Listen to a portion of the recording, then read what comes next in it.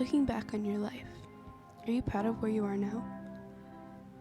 I've never known how to answer this question. I don't remember my childhood.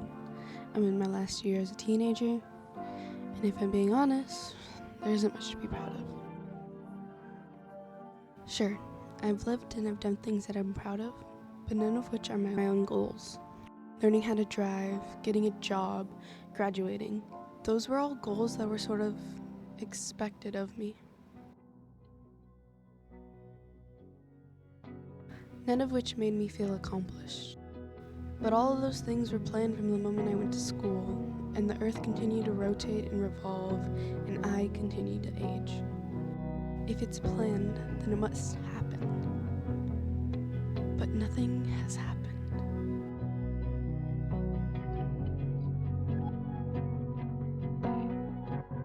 New year, new me. Every year I create goals upon goals that I know will happen. If I work more hours, of course I'll spend less time doing nothing. If I'm working all the time, of course I'm going to reach my savings goal by the summer. These are not goals. The definition of goals is the object of a person's ambition or efforts, an aim or a desired result. My goal all 2023 was simply to upload a video. And to achieve that was to plan. Except I had planned every piece of filmmaking from script writing to shot list to scrapping both after watching videos upon videos that convinced me I can do better. An endless cycle to do better than nothing ends with nothing. Because it's too scary to show myself, so it's better not to show myself at all.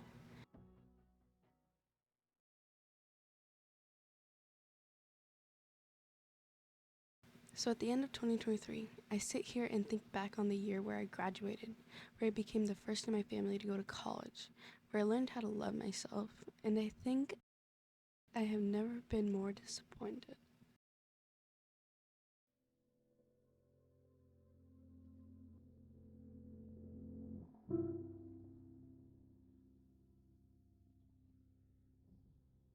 I let myself be controlled by fear and procrastination, writing it off as if I'm learning more before I start.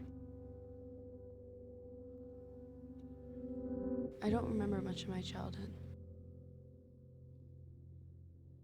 It wasn't until I found old videos that I had no memory of making, but I knew I couldn't disappoint her.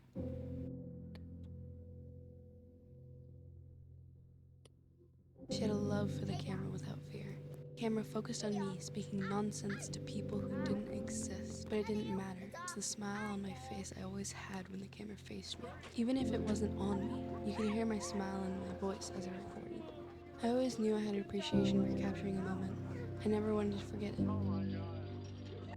I don't remember my childhood, but I have proof it was a good one. There is so much of my life I won't be able to remember. Moments of time that were my happiest, saddest, where I was in love and where I was loved. I began recording those moments a year ago with one goal.